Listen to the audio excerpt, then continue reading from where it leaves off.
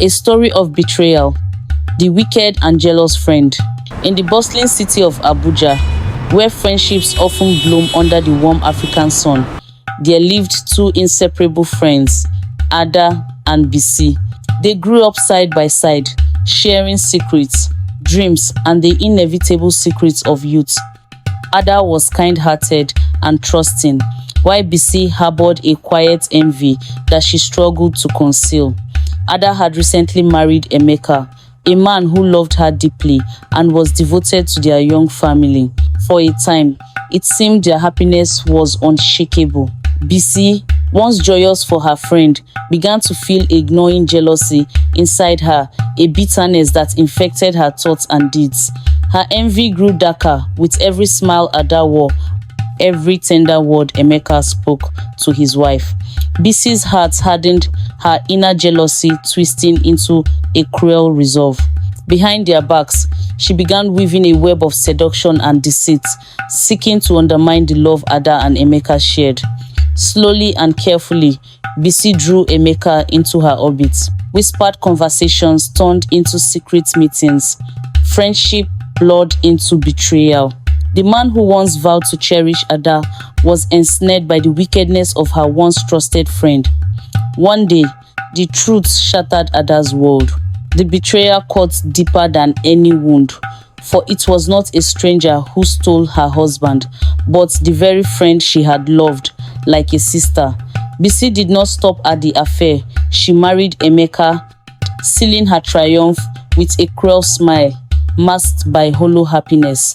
Ada, devastated but resilient, found strength in her pain, vowing to reclaim her life and dignity beyond the shadow of betrayal. Ada's nights were long and heavy with tears, but as the months passed, her pain began to forge a new kind of strength within her. She threw herself into her work and surrounded herself with people who truly valued her heart. Slowly, the woman who once crumbled under betrayal began to rise again, this time fiercer, wiser, and untouchable. Meanwhile, Bisi's new marriage was far from the victory she had imagined. At first, Emeka seemed devoted, but Ada's absence lingered between them like a ghost. Bisi tried to bask in her triumph, but deep inside, she knew Emeka's love had never truly belonged to her. The warmth he once gave Ada became nothing more than a shadow with Bisi. Guilt gnawed at Emeka, and his affection cooled. Their home, once decorated in celebration, became a battlefield of silence and resentment. The cracks in their marriage spread quickly, and soon Bisi's jealousy turned to paranoia. She feared Ada's presence even when Ada never spoke of them again. But fate has a way of spinning justice. Emeka began to see the truth of Bisi's manipulation, her cruelty, and her unrelenting envy. The very charm that once lured him now suffocated him. He found himself drawn back, not out of love, but out of regret toward Ada, who had already rebuilt her life with dignity. When Emeka attempted to reconcile, Ada met him with a steady gaze, her voice firm.